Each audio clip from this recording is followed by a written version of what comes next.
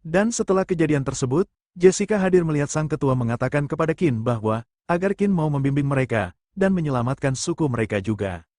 Hingga perkataan sang ketua dijawab Jessica dengan mengatakan agar tenang, karena, kali ini Tuan Penyihir memang datang untuk menyelamatkan kalian. Lalu, Qin juga senang akan Jessica yang telah hadir, namun, sang ketua kini malahan memikirkan hal lain setelah melihat Jessica. Yaitu, sang ketua kini mulai menghampiri Jessica dan mengungkapkan bahwa, Jessica adalah seorang nona penyihir. Lalu, warga desa yang melihat Jessica mulai mengungkapkan bahwa, ternyata dia nona penyihir, pantas saja pakaiannya sangat mirip dengan Tuan Penyihir. Dan menanyakan apakah mereka sedang berbicara dengan menggunakan bahasa dewa. Lalu, Jessica yang menghiraukan perkataan warga desa, kini mengungkapkan kepada Qin bahwa, diam-diam ternyata Qin hebat sekali. Inikah yang dimaksud oleh peribahasa air tenang menghanyutkan? Dan membuat Jessica penasaran, mengapa bahasa Arab Qin tiba-tiba menjadi begitu lancar. Dan Qin pun mulai menanyakan kepada Jessica bahwa, apakah Jessica melihat semuanya? Lalu Jessica lanjut menjelaskan bahwa, Qin yang sudah masuk ke pemukiman suku begitu lama tapi tidak keluar, dan karena khawatir dia menyelinap masuk. Dan, sembari mendekati kepada Qin, dia mulai menyuruh Qin agar tetap tenang karena, kalau Qin tidak ingin menceritakannya, dia juga tidak akan memaksa. Dan menurut Jessica pria yang misterius lebih memiliki daya tarik.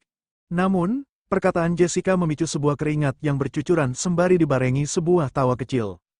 Hingga tiba di mana, Qin yang mulai berpidato kepada warga suku. Dan mulai membenarkan bahwa Dewa Penyihir, telah mendengar doa kalian, sehingga mengutusnya untuk membawa kalian keluar dari penderitaan. Lalu, sebuah teriakan rasa terima kasih kini mulai menggema di pulau terpencil. Dan kini cerita berpindah di saat, sang ketua mulai mengatakan bahwa, hari sudah gelap, dan sang ketua menyuruh para penyihir untuk silakan ikuti dia, karena dia akan membawa kalian ke tempat istirahat. Namun, Qin hanya bisa bergumam bahwa, cara penyambutan ini terlalu berlebihan, dan dia merasa tidak nyaman. Dan mengungkapkan bahwa, pondok beratap Rumbia milik suku Rada kebanyakan berbentuk bulat, agak mirip tenda Yut Mongolia, dari luar sepertinya baru saja dibangun, sesuai dengan cerita tentang pelarian yang dikatakan Hanik. Dan setelah itu, tibalah sang ketua menunjukkan sebuah pondok dan mengungkapkan bahwa, ini adalah pondok tempat suku kami memuja Dewa Penyihir, dan menanyakan apakah Tuan Penyihir menyukainya. Qin pun mengiyakan hal itu dan mengungkap bahwa, dia sangat menyukainya. Lalu, Qin kini mengungkapkan bahwa, langit sudah mulai gelap, kalian semua kembali dan beristirahatlah terlebih dahulu. Lalu, sang ketua juga mengungkapkan bahwa, kalau begitu, Tuan Penyihir silakan istirahat dengan tenang di dalam sana, sebentar lagi aku akan meminta orang untuk mengantarkan makanan kemari. Hingga tiba di dalam pondok, kini Qin mengungkapkan bahwa, akhirnya dia bisa berdiam sejenak, dan menceritakan kepada Jessica bahwa, dari kecil hingga dewasa, dia belum pernah diperlakukan dengan penuh hormat seperti ini. Dan menanyakan akan keberadaan Hanik pada Jessica. Hingga Jessica mulai menjelaskan menanggapi perkataan Qin bahwa, Nick, dia sudah tidak sabar untuk menyebarkan cerita tentang kehebatanmu kepada semua anggota suku. Kemudian Sin berpindah kepada Nick yang mengatakan bahwa, ketika Nick berada dalam bahaya, Tuan Penyihir tiba-tiba menggunakan kekuatan sihirnya, sinar api muncul dari dalam mulut ular raksasa, kemudian ular itu pun jatuh ke tanah. Dan dari pernyataan tersebut, warga desa yang mendengarkan hal itu mulai mengungkapkan rasa terkejutnya dengan mengatakan, bahkan ular raksasa pun bisa dikalahkan olehnya, dan menanyakan inikah kekuatan Tuan Penyihir. Lalu, sebuah tatapan kesal ditunjukkan Hatta dengan Nick yang memegang teleskop dan menjelaskan bahwa, Tuan Penyihir juga memberiku mata dewa, dengan menggunakan ini, benda yang sangat jauh sekalipun dapat terlihat dengan jelas. Hingga Hatta yang agak kesal melihat hal itu, kini didatangi oleh seorang warga yang menanyakan tentang keadaan Hatta, dan apakah Hatta masih tidak puas, akan hal yang telah ditunjukkan Qin. Namun, dengan rasa agak kesalnya mengungkapkan bahwa, dia hanya bisa menggunakan sihir aneh, itu bukan kekuatan. Dan dia, Hatta, hanya mengagumi orang yang kuat, dan setelah itu, cerita berpindah kepada Jessica yang menanyakan Qin akan apa yang dia pikirkan. Lalu, dia menjelaskan kepada Jessica bahwa, tadi dia mengamatinya sekilas, dan suku ini sekarang maksimal tidak lebih dari 20 orang, termasuk orang tua dan anak-anak. Selain itu, para petarung yang memiliki tombak panjang itu tubuhnya penuh dengan luka baru, karena itu kekuatan bertarung mereka juga sangat menurun. Dan, orang benar-benar bisa bertarung, termasuk Qin, mungkin tidak lebih dari 10 orang. Dengan keadaan ini, bahkan jika ada bom, rasanya tidak mungkin bisa bersaing dengan sekelompok orang itu. Dan dari hal itu juga Jessica juga mengungkapkan bahwa, setidaknya sekarang kita memiliki lebih banyak orang yang bisa membantu, kita masih punya waktu untuk memikirkan cara mengatasi hal ini bukan? Dan menurutnya ini jauh lebih baik daripada sebelumnya tidak tahu apa-apa sama sekali. Hingga dikala mereka berbincang, muncullah seorang gadis kecil yang mengejutkan Qin dan mengatakan bahwa dia mengantarkan makanan untuk kalian. Dan ditanggapi Qin agar sang gadis kecil untuk segera masuk. Lalu, Jessica yang menghampiri gadis kecil itu, dengan sebuah tawa menanyakan tentang nama yang dimiliki oleh sang gadis. Dan sang gadis kecil itu menjawab dan mengungkapkan bahwa nama yang dia miliki adalah Abialu. Lalu, Jessica mulai mengatakan bahwa nama yang sangat bagus, dan menanyakan apakah buah-buahan ini untuk Jessica dan Qin. Dan mengucapkan rasa terima kasihnya, Alu pun mengiyakan hal itu. Dan Jessica kemudian menanyakan kepada Alu bahwa, apakah kau datang menemui Tuan Penyihir karena ada yang ingin kau sampaikan? Dan menyuruh Alu untuk katakan saja, karena Tuan Penyihir akan melakukannya dan untuk membantunya. Hingga sebuah kesedihan menjadi pelengkap dalam cerita Alu yang mengungkapkan kepada Qin agar menolongnya untuk selamatkan orang-orang dari suku. Dan dengan sebuah usapan di kepala, Qin menyuruh Alu agar tenang, karena dia akan berusaha sebaik mungkin untuk membantu kalian. Ini demi kalian, dan juga demi dirinya sendiri. Lalu, dengan sebuah tas yang kini dibawa Qin, dan menanyakan kepada Alu apakah Alu lapar. Dan menjelaskan dengan sebuah tawa bahwa dia punya daging dendeng. Namun, ditanggapi Alu dengan rasa malu yang dia perlihatkan. Hingga Alu yang kini mulai menerima daging itu, mengungkapkan dan menanyakan apakah dia boleh makan daging tersebut. Jessica pun membolehkan hal itu dan menyuruh agar Alu memakannya. Lalu, sembari melihat Alu yang tengah lahap memakan daging, kini Jessica mulai menanyakan kepada Alua, apakah dia sudah lama tidak makan. Alu yang dengan lahap memakan pun menerangkan bahwa dia telah makan sudah 1 hari. Lalu, setelah dia menghabiskan daging itu, kemudian dia meminta maaf kepada Qin karena Alu tidak bisa menahannya, karena dia makan terlalu banyak. Namun, Jessica menanggapi hal itu dengan mengatakan bahwa Qin tidak mempermasalahkan hal itu. Karena, Jessica menjelaskan bahwa Qin masih punya banyak daging dendeng, dan menyuruh Alu untuk makan saja sesukanya. Qin pun menanggapi hal tersebut dengan mengatakan bahwa, apakah Alu sudah tidak makan seharian, dan apakah karena jumlah makanan di suku sudah tidak banyak. Lalu, kini dijelaskan bahwa, melalui cerita Alu, Kristen dan Jessica memiliki pemahaman yang lebih baik tentang suku tersebut. Ketika suku itu melarikan diri dari kejaran sekelompok orang jahat, situasinya mendesak, ada banyak sekali makanan sempat diambil. Dan setelah suku mereka menetap di sini, meskipun para petarung di suku akan pergi berburu setiap hari, tetapi jumlah makanan yang mereka bawa kembali jauh dari cukup untuk hidup. Seluruh suku, selain semakin dingin dan semakin sedikit hewan yang berkeliaran. Belakangan ini, makanan yang dibawa pulang oleh para petarung pun semakin sedikit. Dan sejauh ini, orang-orang di suku ini makan secara bergiliran, dengan demikian mereka baru bisa bertahan hidup.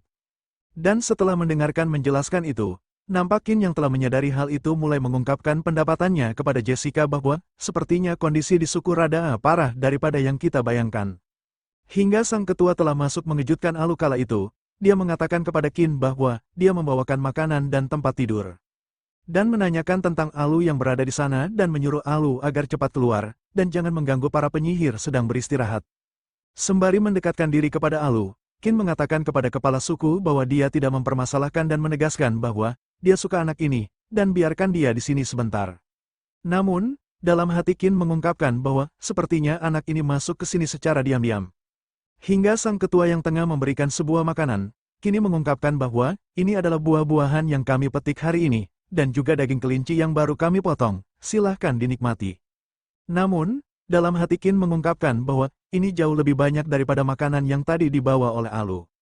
Dan setelah gumaman itu, kemudian Qin mengatakan kepada ketua bahwa, Dewa Penyihir memberitahuku bahwa suku kalian sedang kekurangan makanan, makanan ini, sebaiknya kau bagikan saja kepada orang lain di suku. Nampak menghiraukan perkataan Qin, ketua mulai mencoba memberikan sebuah makanan kepada Qin. Dan alhasil, Qin pun mulai menjelaskan bahwa, sebenarnya, ada banyak perbedaan antara mereka dan Qin. Dia mengungkapkan bahwa, dia hanya cukup beruntung bisa mendapat berkah dari Dewa Sihir dan mengetahui kebijaksanaan Dewa Sihir. Dan nanti ketua bisa beritahukan kepada semua orang, tidak usah bersikap terlalu hormat kepadanya, itu akan membuatnya merasa tidak nyaman. Dan, kali ini Dewa Sihir mengutus kemari untuk mengubah keadaan di suku ini, percayalah padaku, tak lama lagi semuanya akan menjadi lebih baik. Lalu, sembari mengambil tas berisi makanan, kini Qin mulai memberitahukan kepada sang ketua bahwa, ini ada beberapa kilo daging dendeng, dan menyuruh sang ketua untuk membagikan kepada orang tua dan anak-anak di suku. Hingga sang ketua yang diliputi tangis haru, kini mengungkapkan bahwa, saya, Hammer, mewakili suku Rada, menyampaikan terima kasih banyak atas pemberian Tuan Penyihir. Dan dijelaskan bahwa, penyihir yang hanya ada dalam legenda muncul dengan nyata di depan mereka. Bagi suku Rada hal ini membuat mereka senang sekaligus khawatir. Dan senang, karena Dewa Penyihir akhirnya mendengar doa mereka dan mengirim seorang penyihir untuk membantu mereka. Khawatir, karena mereka tidak tahu bagaimana cara melayani sang penyihir, mereka takut terjadi kesalahan, yang membuat sang penyihir marah. Terutama Hammer, karena kepala suku sedang tidak ada. Sebagai tetua suku, dia harus memimpin suku ini. Karena itu, setiap perintah yang dia berikan berkaitan erat dengan nasib suku. Hammer selalu berhati-hati dalam melayani penyihir, tetapi sekarang tidak perlu berhati-hati lagi. Penyihir di depannya ini sangat ramah pada orang-orang dan mudah bergaul. Dan setelah itu terjadi, kini Qin yang nampak terbebas dari itu semua mengungkapkan bahwa, sekarang dia benar-benar merasakan beban menjadi seorang seolah-olah nasib seluruh suku telah diserahkan kepadanya. Namun, Jessica yang melihat Qin hanya mengungkapkan bahwa, Qin selalu menanggung semuanya sendiri secara diam, dan ini adalah yang buruk. Hingga dengan sebuah tawa lepas, Jessica mulai mengatakan kepada Qin bahwa, Qin tidak sendirian, karena Qin masih ada Jessica, Ririn, Nick, dan seluruh suku Rada. Dan menjelaskan bahwa, bukankah ada pepatah, 3 kepala lebih baik daripada 1 kepala. Ada banyak orang di pihak kita, untuk apa takut? Dan dari perkataan Jessica, kini Qin membenarkan hal itu dan membuat sebuah kobaran api kecil menjadi sebuah semangatnya. Lalu, scene berpindah di keesokan harinya, yang dimana Qin yang keluar dari pondok disapa oleh Hanik. Lalu, Qin yang kala itu melangkah keluar kini menanyakan kepada Hanik bahwa, mengapa kosong sekali, dan kemana perginya orang-orang. Lalu, Hanik pun menjelaskan bahwa, semua orang pergi mencari makanan di pagi hari, dan tetua memintanya mengantarkan makanan untuk Qin. Hingga sang tetua yang datang dengan sebuah senyuman dan memperlihatkan makanan kini mengatakan kepada Qin bahwa, kami ingin berterima kasih atas daging dendeng yang Anda berikan kemarin, buah-buahan segar ini khusus dipetik pagi ini untuk Anda. Kondisi di suku kami sedang sangat sulit, jadi hanya bisa memberikan ini saja. Qin tidak mempermasalahkan hal itu, malahan dia berpendapat bahwa, makan buah-buahan di pagi hari baik untuk kesehatan tubuh. Tapi kebetulan kalian sudah datang, dia menyuruh Nick, untuk nanti bawa Qin ke markas pria-pria besar itu. Namun, sang ketua pun menegaskan bahwa, apakah tidak sebaiknya menunggu para petarung kembali dulu baru berangkat. Dan tentu saja, ini bukan karena saya meragukan kekuatan Tuan Penyihir. Tapi para petarung sangat berharap bisa melihat secara langsung bagaimana Tuan Penyihir menyerang para penjahat itu habis-habisan. Dalam perkataan ketua, Qin kala itu hanya bisa bergumam bahwa, apakah semua orang di suku ini mengira dia bisa memindahkan gunung dan menutup lautan, dan menyuruh Jessica agar membantunya. Hingga Jessica kini maju dan mengatakan bahwa, sebenarnya Tuan Penyihir sudah menghabiskan hampir seluruh kekuatannya demi bisa turun ke dunia. Saat ini Tuan Penyihir tidak bisa langsung menghabisi para musuh, cuma bisa menggunakan pengetahuan Dewa Penyihir untuk membantu suku ini. Lalu, Qin yang melihat Jessica hanya bisa berkata bahwa, hal yang dilakukan Jessica benar bagus dan hebat. Dan setelah itu Qin membenarkan perkataan Jessica, mulai mengatakan kepada ketua bahwa, jadi dia hanya pergi ke sana untuk mencari tahu keadaan musuh, dan dia tidak berencana menyerang. Kalau terlalu banyak orang, malahan gerak-gerik yang dilakukan akan mudah ketahuan. Dia yang mendengar penjelasan Qin hanya bisa mengatakan bahwa, Tuan Penyihir berkorban begitu banyak demi suku kami sungguh sangat berterima kasih. Namun, dalam hati Qin yang menanggapi perkataan ketua mengungkapkan bahwa, kayaknya kami terlalu berlebihan.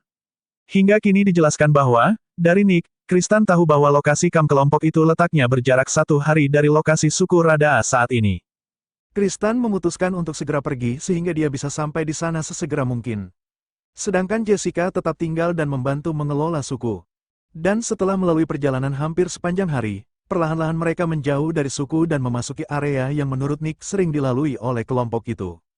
Hingga sampai di sini, peluang bertemu musuh meningkat tajam, mereka berdua melambat dan bergerak maju dengan hati-hati. Dan untungnya, Kristan dan Nick menghabiskan malam dengan damai. Keesokan siangnya, Qin yang telah sampai kini diungkapkan Nick bahwa tempat yang dituju telah sampai. Lalu, sebuah teleskop dia gunakan, dan sembari melihat itu, Qin mengungkapkan bahwa, kelompok orang ini semuanya terlihat masih muda dan kekar, lalu mereka juga memakai helm bertanduk dan kapal naga. Mereka adalah bajak laut Viking, dan berpendapat bahwa, umumnya, jika ditangkap oleh bajak laut, hanya ada 2 hal yang akan terjadi pada mereka.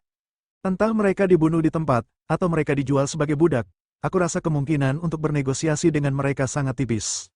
Hingga kini dalam kefokusan Qin dikejutkan Nick yang menyuruh agar Qin untuk melihatnya, karena ada orang-orang dari suku Nick.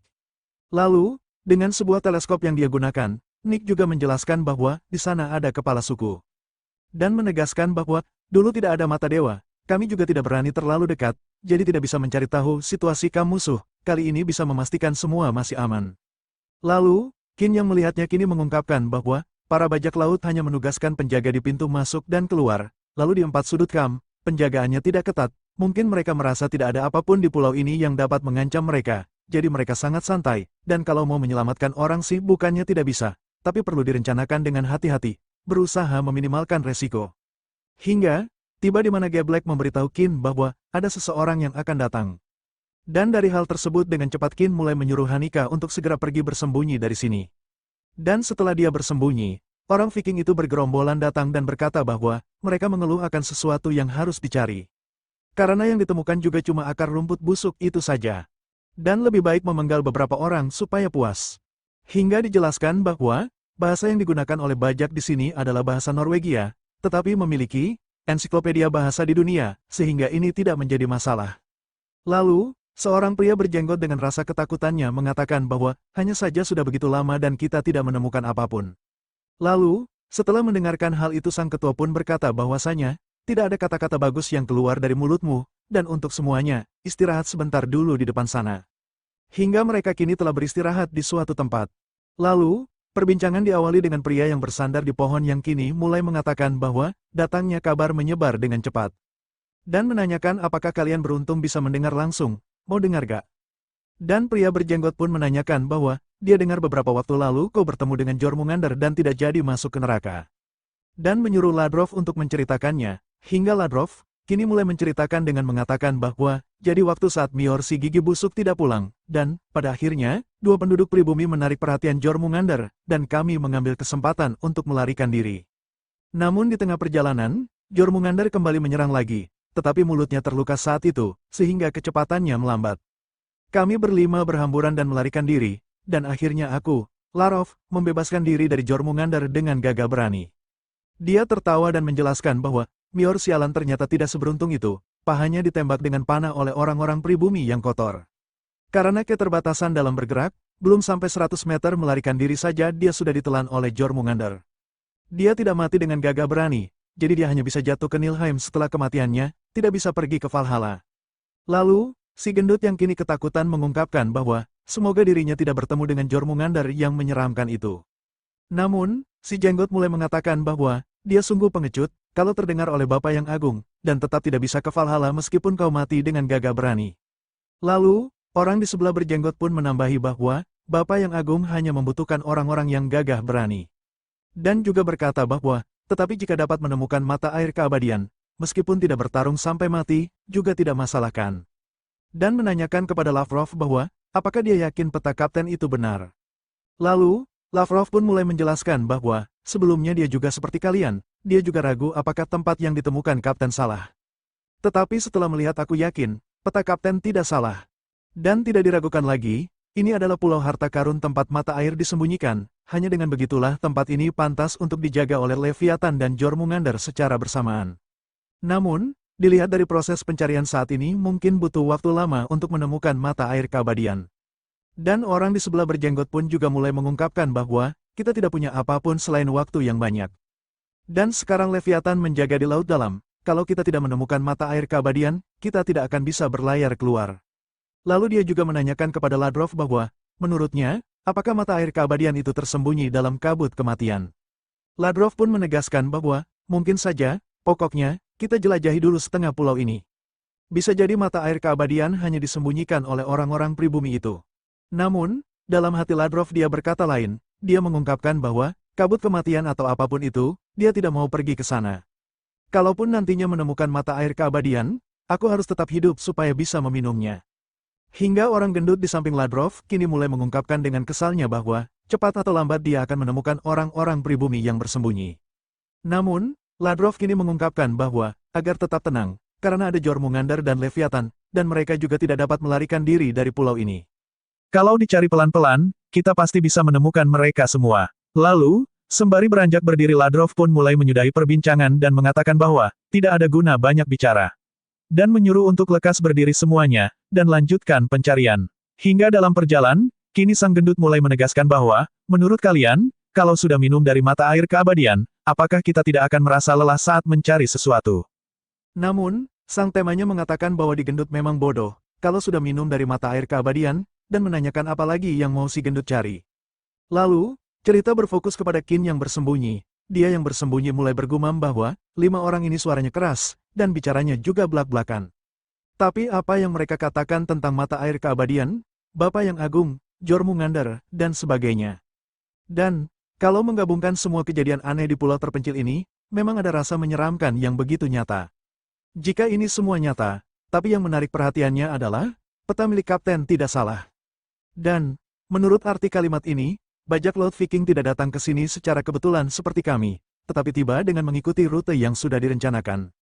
Jika memang begitu, asalkan bisa mendapatkan peta yang mereka sebutkan itu, mungkin bisa menemukan arah yang tepat dan kembali ke tempat asalnya. Hingga ketika Qin terfokus, kini muncullah Hanik yang menanyakan kepada Qin bahwa Qin sedang memikirkan apa. Lalu Qin pun menjawab pertanyaan tersebut dengan mengungkapkan bahwa, dia sedang memikirkan apa yang baru saja mereka bicarakan. Lalu, Hanik pun menanyakan kembali kepada Qin bahwa, apakah Qin mengerti apa yang baru saja mereka bicarakan. Sontak Qin pun juga bertanya kepada Hanik apakah dirinya juga tidak mengerti akan apa yang mereka ucapkan.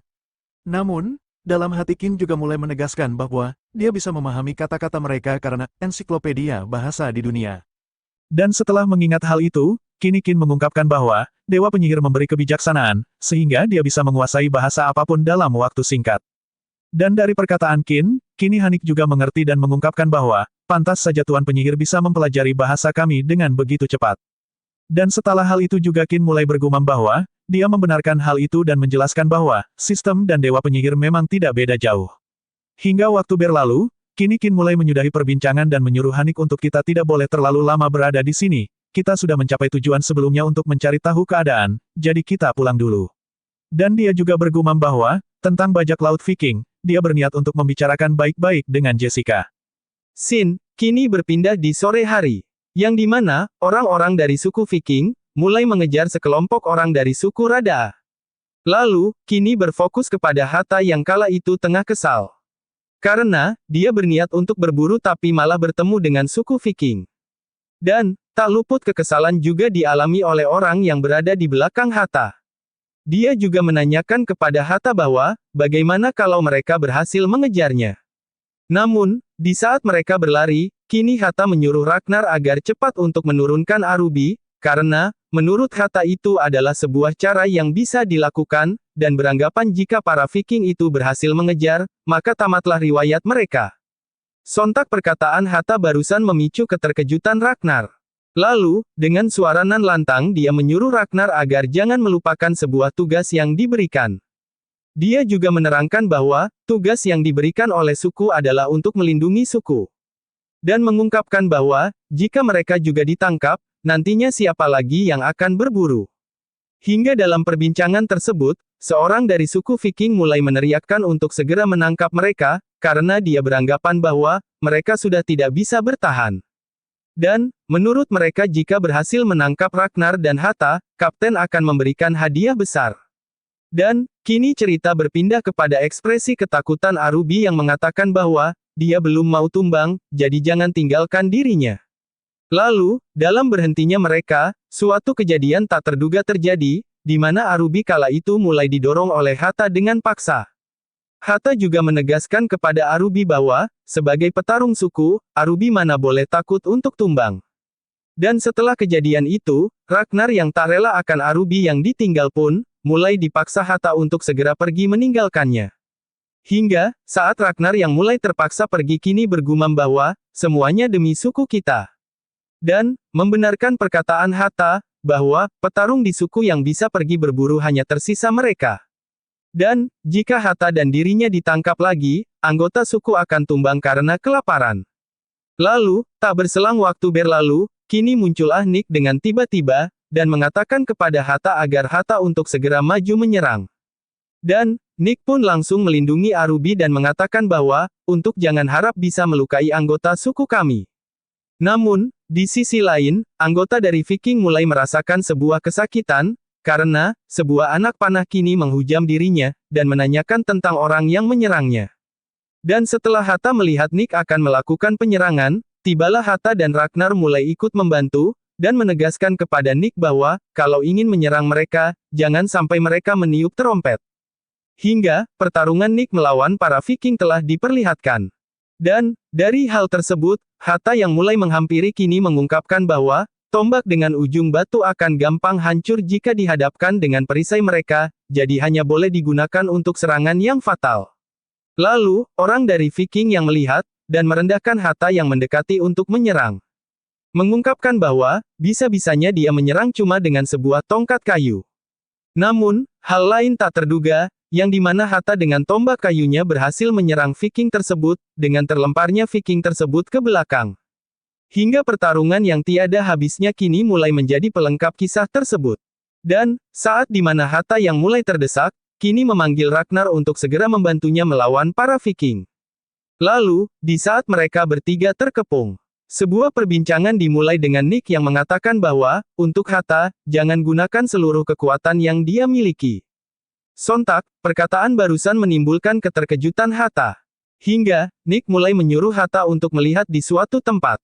Lalu, Hata mulai melihat tempat yang ditunjukkan Nick, dia juga bergumam bahwa, ternyata begitu dilihat dari pertempuran sebelumnya, kalau orang-orang ini merasa bahwa situasinya tidak menguntungkan bagi mereka, mereka akan segera meniup terompet untuk memanggil teman-teman di sekitarnya.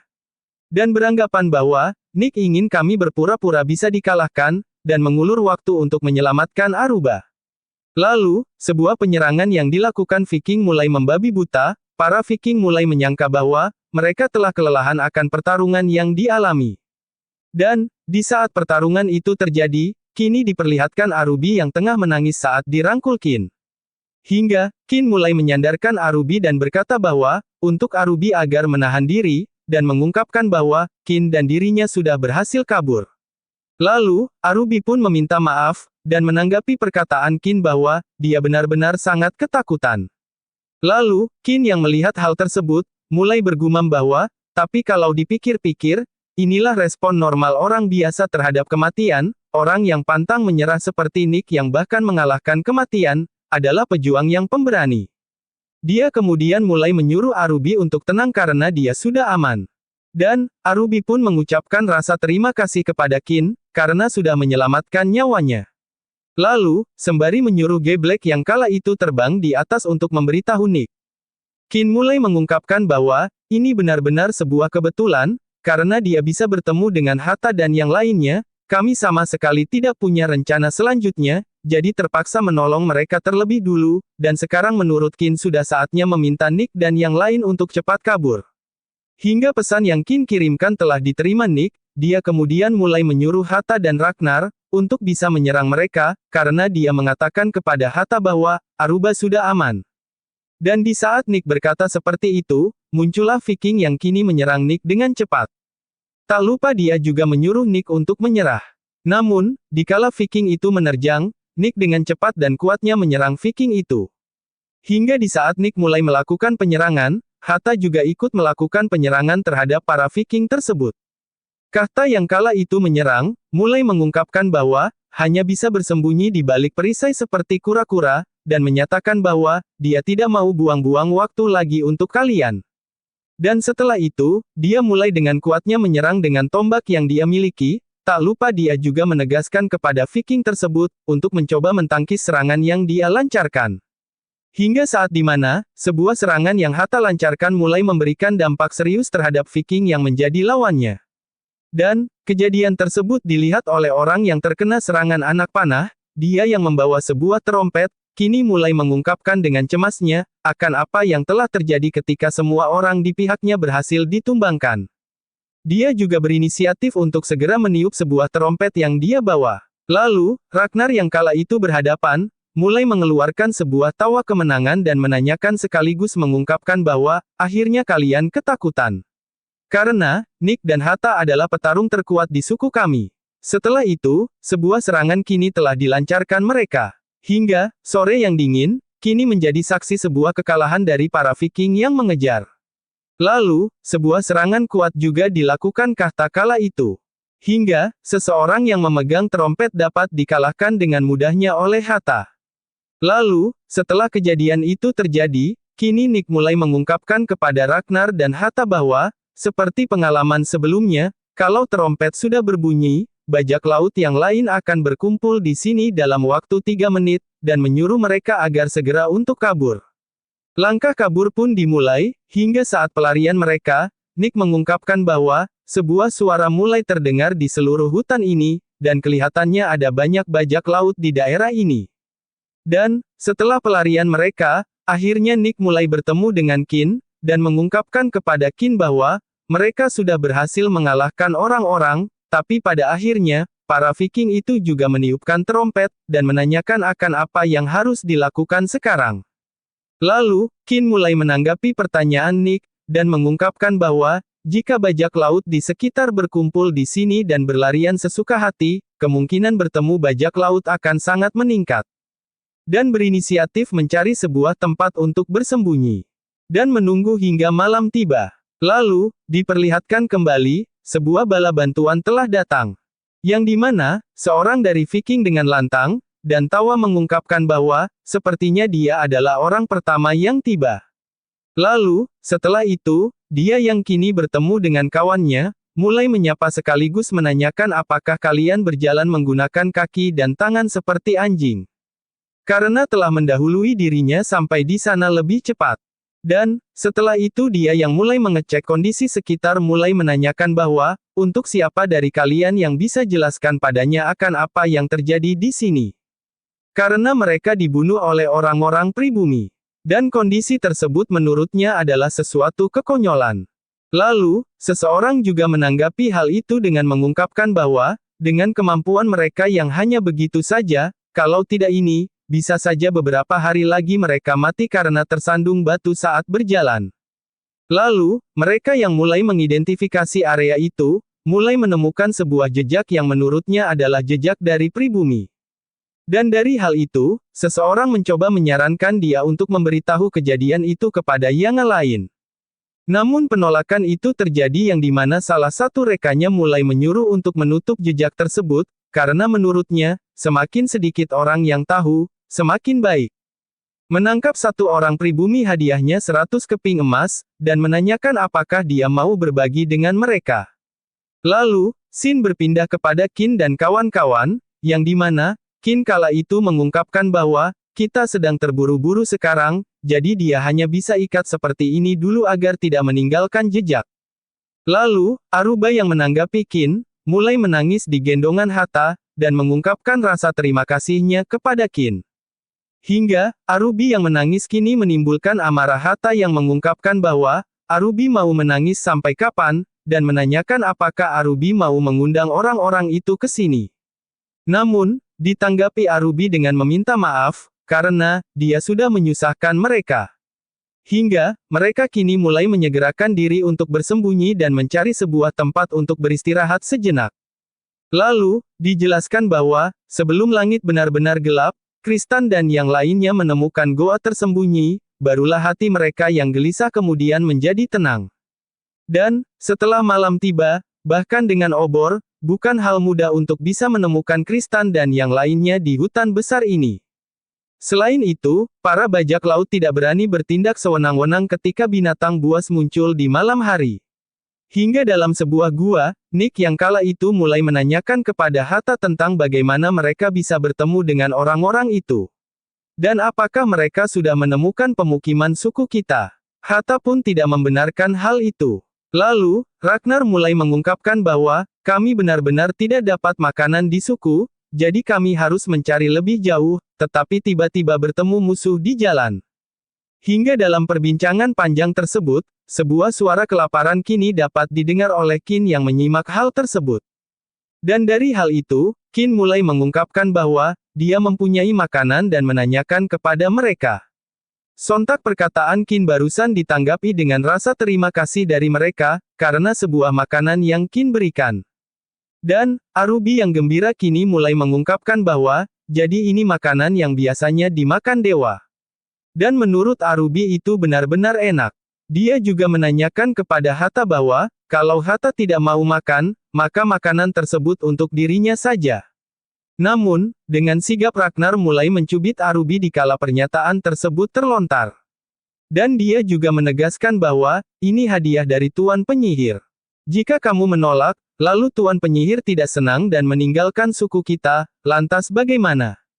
Lagian, Hatta sudah meninggalkannya di sana dengan teganya, dan gak ada salahnya kan kalau dirinya mengambil. Dan beranggapan bahwa, makanan tersebut sebagai kompensasi. Dan setelah itu, tibalah Hatta dengan kesalnya akan kegaduhan yang terjadi. Dia mengambil makanan tersebut dari Aruba dan mengungkap bahwa, kalau bukan karena dirinya, mungkin kita juga tidak akan ketahuan. Lalu, Qin yang melihat itu dengan senyuman, dia mengungkapkan bahwa, meskipun Aruba ditinggalkan oleh Hatta di tengah jalan, tapi kelihatannya dia tidak membenci Hatta. Dan Hatta sepertinya tidak sekejam yang kubayangkan. Mereka semua memiliki sifat yang berbeda, tapi mereka sama-sama mempertimbangkan yang terbaik untuk sukunya. Hingga dijelaskan tentang keesokan harinya, ketika langit mulai terang, Kristan dan yang lainnya pun segera bergerak. Di luar perjalanan pulang sangat lancar, tim pencari bajak laut tidak sebanyak yang mereka bayangkan. Di bawah bimbingan si Geblek, mereka berhasil kembali ke suku tanpa mengalami hal yang berbahaya. Lalu, tibalah mereka ke tempat suku itu berada, dan disambutlah mereka akan kembalinya mereka setelah perjalanan. Dan, Qin mulai menanyakan kepada penjaga tentang, apakah suku masih aman. Penjaga tersebut mengungkapkan sekaligus menanggapi perkataan Qin bahwa, tidak terjadi apa-apa, tapi tetua suku dan nona penyihir sangat mengkhawatirkan kalian.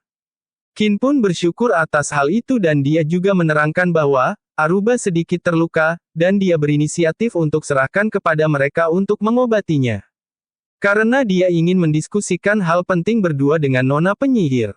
Lalu, Sin kini berpindah di sebuah pondok dalam suku. Yang dimana, Jessica mulai menanyakan kepada Qin bahwa, Qin bilang orang-orang itu kemungkinan adalah bajak laut Viking. Lalu, Qin pun menanggapi pertanyaan Jessica yang mengungkapkan bahwa, kemungkinan besar begitu. Aku rasa jumlah mereka sekitar 100 orang, dan mereka punya perisai besi dan senjata besi lainnya, perlengkapannya termasuk lengkap. Lalu, Jessica kini mulai mengungkapkan bahwa, meskipun akan menarik kalau bisa melihat bajak laut jahat yang terkenal dalam sejarah, tetapi jika memungkinkan, dia lebih suka mempelajari mereka melalui mayat dan tulangnya. Sontak, perkataan Jessica tersebut, ditanggapi Qin akan ketakutan di wajahnya.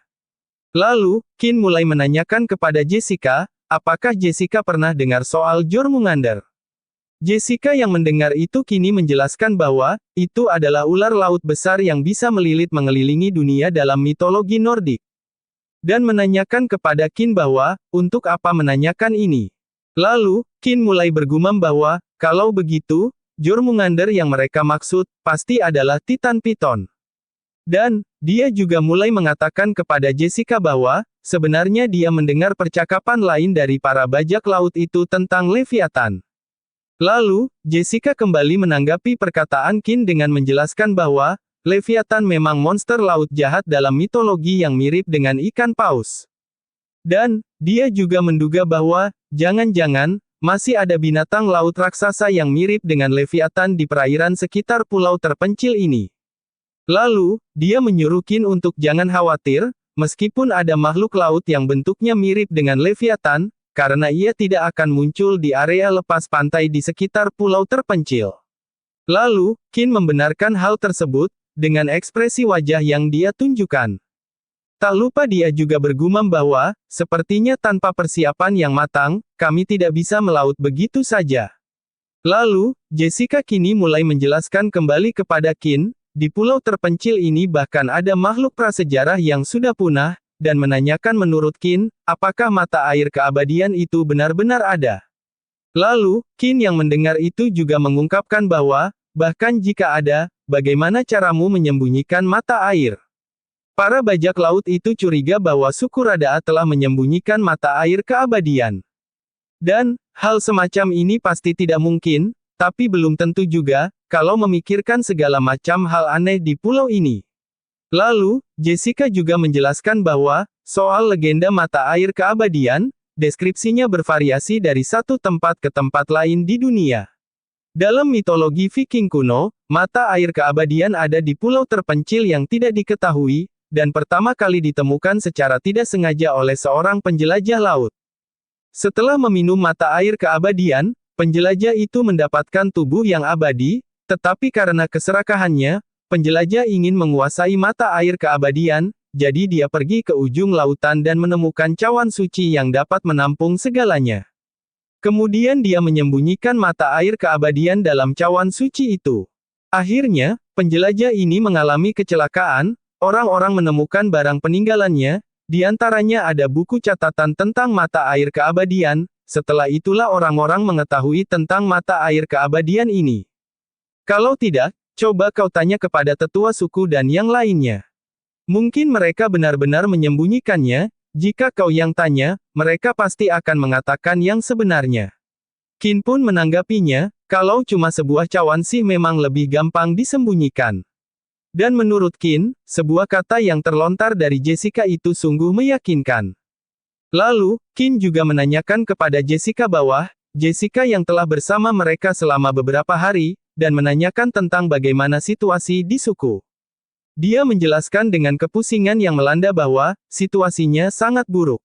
Hal terpenting yang dilakukan oleh orang tua hingga anak-anak di suku, setiap harinya adalah pergi untuk mencari makanan, tetapi ini pun hampir tidak cukup untuk memenuhi kebutuhan. Jika suatu hari tiba-tiba jumlah makanan yang bisa dikumpulkan berkurang, suku ini akan langsung jatuh ke dalam situasi di mana tidak ada makanan untuk dimakan.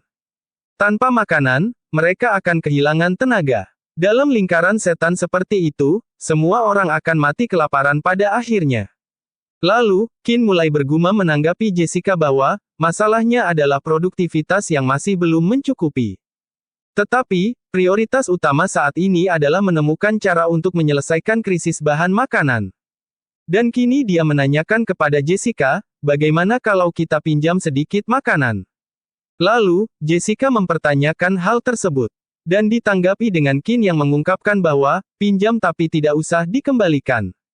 Dan, dijelaskan kepada Jessica bahwa, ini adalah perkiraan kasar denah kam bajak laut. Dan, ini adalah tempat orang-orang Radaa ditahan, menurut pengamatanku, tidak jauh di belakangnya adalah tempat makan atau gudang bajak laut Viking, dan seharusnya ada banyak makanan. Dan, kalau kita bisa mengalihkan perhatian para bajak laut di Kam, kita bisa mengambil kesempatan untuk masuk menolong orang-orang Radaa yang ditangkap sekaligus mengambil makanan milik bajak laut. Lalu, Jessica yang menyimak penjelasan dari Qin, kini menanyakan kepada Qin bahwa, mengalihkan perhatian mereka menurut Jessica itu sulit dilakukan. Namun, Qin mulai mengungkapkan kembali bahwa, bagaimana jika dirinya memiliki sesuatu yang mereka inginkan. Misalnya, mata air keabadian, atau harta karun. Dan, setelah mendengar perkataan Qin barusan, Jessica kini mengungkapkan kembali bahwa, menurut Jessica, mengingat keserakahan para bajak laut, rencana ini cukup memungkinkan. Tapi demi keselamatan, kita harus sepenuhnya siap untuk mengantisipasi bajak laut yang masih tinggal di Kam. Qin pun membenarkan hal tersebut, dan menjelaskan bahwa, kita harus memastikan semuanya berjalan dengan baik sesuai rencana. Namun, seingat Jessica, Qin pernah bilang, orang-orang Radaa yang ditangkap dirantai bersama. Dan menanyakan, bagaimana cara mengatasinya dan apakah dengan mencuri kuncinya. Namun, hal itu menurut Qin adalah terlalu merepotkan, dan gampang ketahuan. Lalu, dengan sebuah senyuman dia mengungkapkan bahwa, dia punya ide yang lebih bagus. Lalu, dia mengungkapkan dengan penuh percaya diri dengan menggunakan air raja untuk memancing mereka. Lalu, kini berpindah di keesokan harinya. Yang dimana Hammer mulai memberikan sesuatu dan mengatakan kepada Qin bahwa, ini ungkapan rasa terima kasih suku kepada Tuan Penyihir karena telah menyelamatkan Aruba, semoga Tuan Penyihir bisa menerimanya. Qin pun, menerima hal tersebut dengan baik. Lalu, sembari dia melihat sebuah daging dan mendengarkan Jessica dan Hammer berbincang, dia bergumam bahwa, setelah makan dendeng kering berhari-hari, lumayan juga mengganti selera. Sayangnya tidak ada garam, dan bau amisnya masih berat. Dia mengungkapkan bahwa, dia jadi kangen masakan Ririn. Lalu, dia lanjut berkata kepada Hammer bahwa, dia ingin bertanya, apakah di suku kalian ada pengrajin? Lalu, dengan senyuman Hammer menanggapi pertanyaan Qin dengan mengungkapkan bahwa, apakah pengrajin yang seperti Aluxi? Dan jika Qin ingin bertemu dengannya, dia bisa mengantar Qin ke sana sekarang. Dan setelah hal itu, Qin segera meminta Hammer untuk mengantarkannya. Lalu, setelah tibanya mereka kepada Aluxi, Hammer pun kini mengungkapkan bahwa, dia adalah Aluxi, pengrajin terbaik di suku kami, banyak perlengkapan sehari-hari senjata di suku kami yang dibuat olehnya. Lalu, Aluxi yang tengah fokus akan pengrajinnya yang dia lakukan, kini menghiraukan Hammer yang kala itu memanggilnya. Dan, Qin yang melihat hal tersebut juga bergumam bahwa, tombak dan kapak batu ini dipoles dengan sangat halus, tajam dan indah.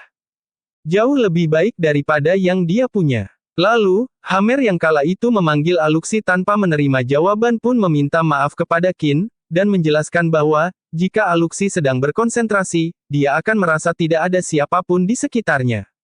Lalu, dia berinisiatif akan membangunkannya sekarang. Namun, Qin mengatakan untuk Hammer tidak perlu melakukannya, karena dengan begini, dia bisa melihat kerajinan tangannya dengan baik. Hingga sebuah proses kini telah dilakukan Aluxi dengan teliti dan penuh kesabaran. Hingga sebuah tombak kini telah berhasil diikatkan. Dan, dia yang kala itu melihat hasilnya, kini mengungkapkan bahwa, yang ini menurutnya sudah lumayan, tapi penyambungan antara gagang dan ujung tombak masih bisa dioptimalkan. Dan dia akan coba lagi lain kali. Hingga saat di mana, dia terkejut ketika dia melihat Qin dan Hammer memandangnya. Lalu, setelah dia terkejut, Qin mulai menghampiri Aluxi dan mengatakan kepadanya bahwa, untuk dia agar tidak perlu gugup, karena Qin melihat kerajinan tangan Aluxi sangat bagus. Dan dia ingin meminta Aluxi untuk membuat sesuatu. Lalu, dengan sopan, Aluxi memulai menanyakan akan Qin yang akan membuat apa. Lalu, dia kemudian menjelaskan kepada Aluxi bahwa, dia butuh wadah untuk menampung cairan khusus, dan pipa untuk menghubungkan wadah, aku menyebutnya kateter dan botol reagen.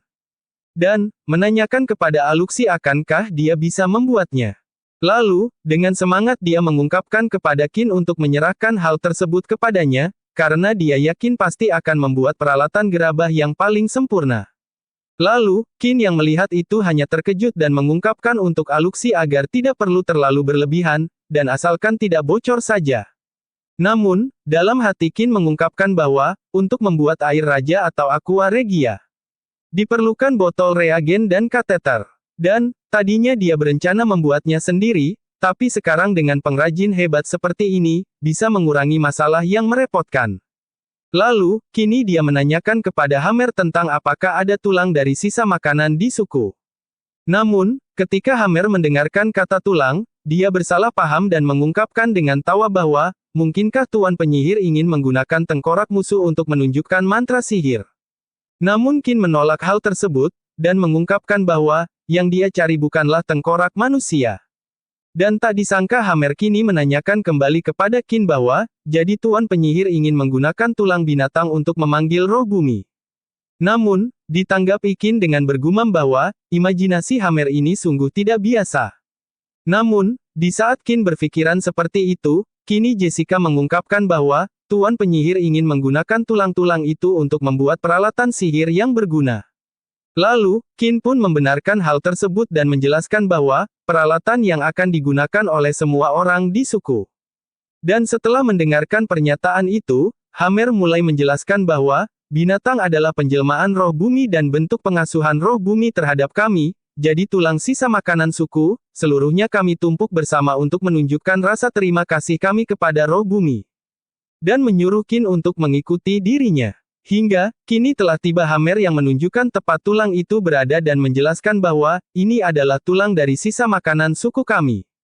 Dan menanyakan kepada Qin bahwa, apakah ini bisa digunakan untuk membuat peralatan sihir. Dan menanyakan kepada Qin apakah ini cukup. Qin pun membenarkan hal itu, dan menurutnya, ini sudah terlalu banyak.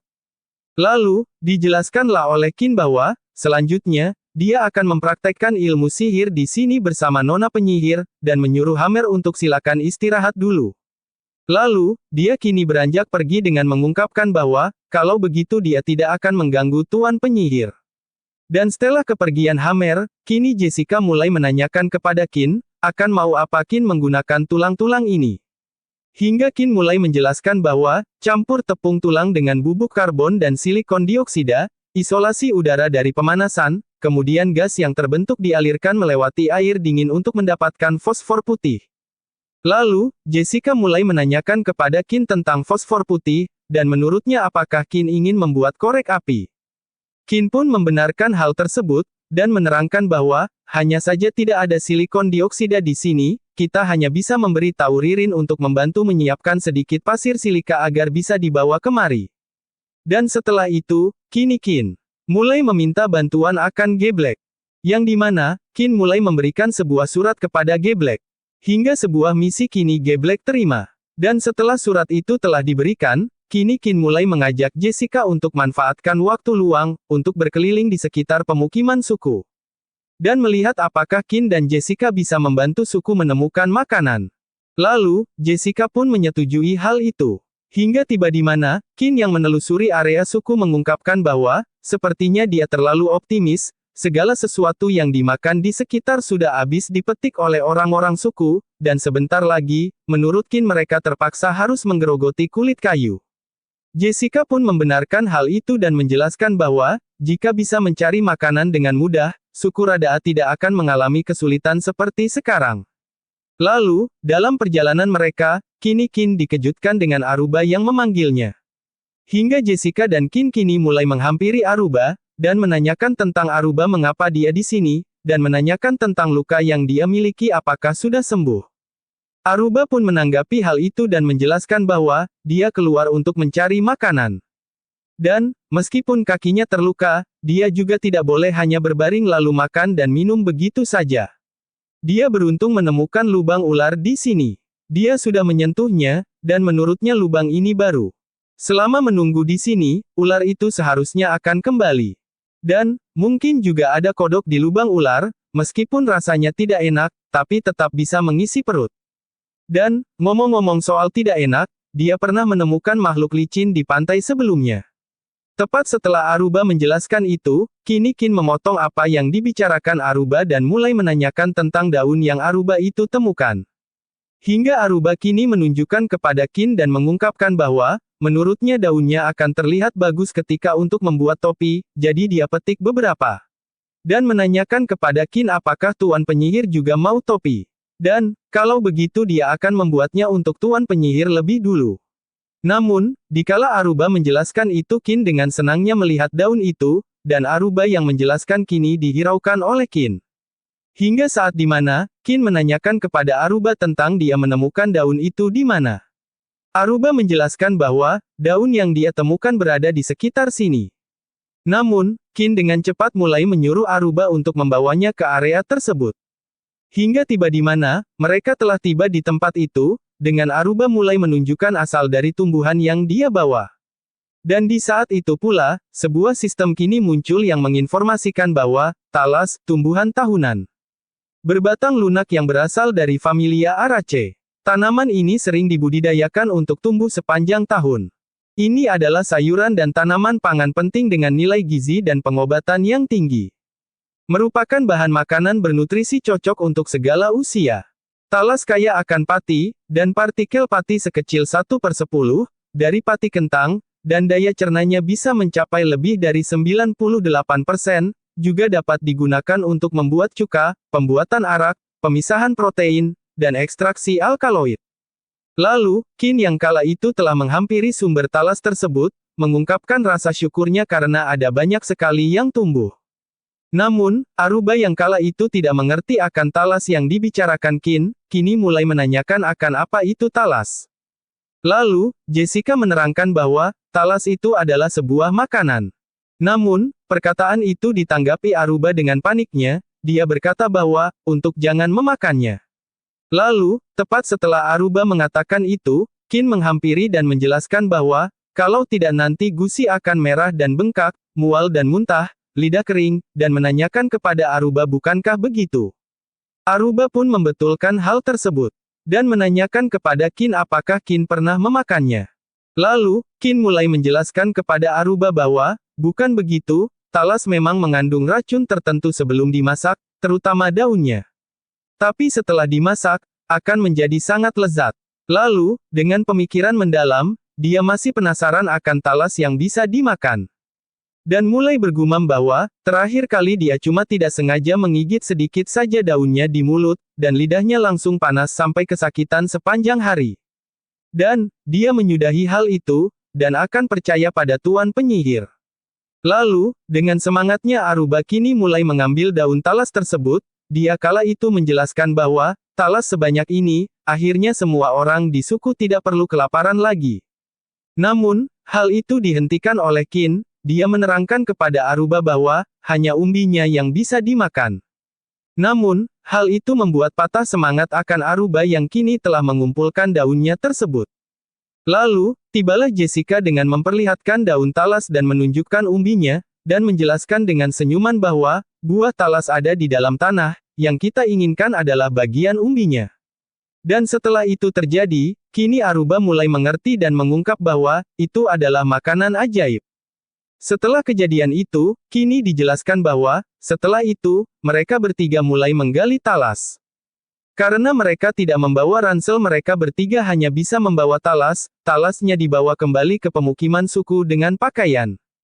Dan setelah kembalinya mereka, kini dihadapkan dengan Hammer yang mengungkapkan akan keterkejutannya bahwa, sebuah makanan kini berada di hadapannya. Tak luput dengan wanita berotot yang kini mengungkapkan bahwa, karena Tuan Penyihir bilang ini bisa dimakan, pasti tidak mungkin salah. Lalu, dengan sebuah kendi yang kini terisi air, guna untuk mengukus talas tersebut. Qin mulai mengungkapkan kepada warga desa bahwa, kalau mau tahu akan rasa talas itu, menyuruh warga untuk mencoba saja terlebih dahulu. Qin yang kala itu mulai memasukkan talas tersebut mulai bergumam bahwa, umumnya, talas kukus lebih enak, talas rebus kurang lembab dan daging talas masih terkesan tidak rapat. Tapi tidak ada pengukus di sini, dan sementara hanya bisa begini saja dulu. Hingga dijelaskan bahwa, dibutuhkan sekitar 10 menit untuk merebus talas dalam air. Selama itulah, Hammer dan yang lainnya menatap kuali, seolah-olah mereka bisa melihat menembus tutupnya.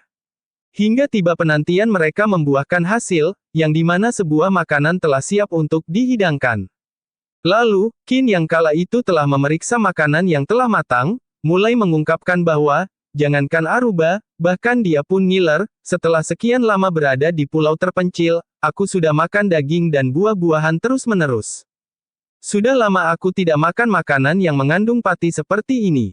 Mencium aroma seperti ini, tidak mungkin tidak kepingin makan. Lalu, tak luput rasa terima kasih Hammer kini telah terucap. Dan, sebuah talas yang telah matang, kini diambil dengan rasa kepanasan oleh Hammer dan yang lain. Hingga saat dimana, mereka yang mulai mencicipi talas tersebut, dibuat merasakan kenikmatan yang amat sangat dibuatnya. Hingga, sebuah rasa syukur Hammer panjatkan ketika sebuah hidangan penuh nikmat dia santap. Dengan tangis haru mengiringinya, dan sebuah ungkapan kesyukuran karena, orang-orang suku Radaa akhirnya punya makanan. Dan, Qin dan Jessica yang melihat itu, hanya bisa terenyuh akan sebuah rasa yang dia miliki, dikala, sebuah kegembiraan dari para orang-orang. Rasa terima kasih dari dalam hati mereka panjatkan kepada Qin yang telah membantunya. Lalu, Qin mulai menanggapi hal tersebut dengan mengungkapkan bahwa, untuk Patua cepat bangkit, bukankah dia bilang dia tidak perlu bersikap hormat padanya, dan sekarang bukan waktunya untuk menangis, karena anggota suku lain masih menunggu untuk makan makanan enak ini. Setelah semuanya selesai makan, Qin juga mengajak untuk pergi menggali talas bersama-sama. Lalu, sore hari pun tiba. Yang dimana, kerumunan orang-orang dari suku kini merasakan sebuah aroma yang sangat enak dan membuat tertegun akan aroma makanan yang telah matang. Hingga, Alu yang kini berada di dekat Qin mulai menanyakan kepada Qin, apakah yang sedang dilihat olehnya adalah sebuah makanan. Qin pun membenarkan apa yang dikatakan oleh Alu. Sebuah rasa penasaran dan rasa syukur mereka keluarkan akan makanan yang ada di hadapannya. Raut wajah kegembiraan mulai terpancar karena sebuah makanan yang ada di hadapannya mereka. Hingga tiba di mana, Hammer mulai berpesan kepada warga bahwa, agar semua dengarkan dirinya, dia berkata bahwa, semua makanan mewah yang didapatkan hari ini adalah pemberian dari Tuan Penyihir. Dan menyuruh kepada warga desa untuk berterima kasihlah kepada bimbingan Tuan Penyihir. Dan, setelah itu, Hammer mulai mempersilahkan Tuan Penyihir untuk berbicara. Dan, dengan lantang dan rasa penuh percaya diri, Qin mulai menyuruh warga desa untuk segera membuka kualinya. Hingga saat dia berpidato demikian, semua berteriak dengan kencangnya akan sebuah perintah yang Qin berikan. Lalu, acara besar kini telah terbuka. Dan ada saat di mana, Nick dan Alu mulai menghampiri Qin kala itu. Lalu, Qin mulai menanyakan maksud dari kedatangan Nick. Dan, Nick mulai mengungkapkan bahwa, sebenarnya Abi Alu ingin berbicara dengannya. Dan setelah itu, Alu yang kini memperlihatkan sesuatu, mulai mengatakan kepada Qin bahwa, dirinya berterima kasih, karena sudah menemukan makanan untuk kami. Dan mulai memberikan sebuah benda yang ada di tangannya. Lalu, sembari mengusap kepala Alu, Qin mengucapkan rasa terima kasihnya kepada Alu. Dan, berpindah di saat Qin berbicara dengan Alu. Ragnar yang kala itu melihat, kini mulai mengatakan kepada Hatta bahwa, awalnya dirinya berpikir, bahwa Tuan Penyihir hanya bisa menggunakan alat-alat sihir saja, dan melakukan hal misterius di dalam rumah, tetapi tak disangka dia begitu baik, seolah-olah dia tidak berbeda dari orang biasa seperti kita. Namun, ditanggapi Hatta dengan mengungkapkan bahwa, ini adalah Tuan Penyihir dari suku kita, bukan orang bodoh dari suku Kuarsun. Lalu, melihat Hatta yang kini beranjak pergi, Ragnar mengatakan bahwa, Hatta adalah orang yang masih sangat belak-belakan seperti itu. Namun, dalam hati Ragnar berkata bahwa, tak disangka, bahkan Hatta pun sudah mulai mengakui kemampuan Tuan Penyihir.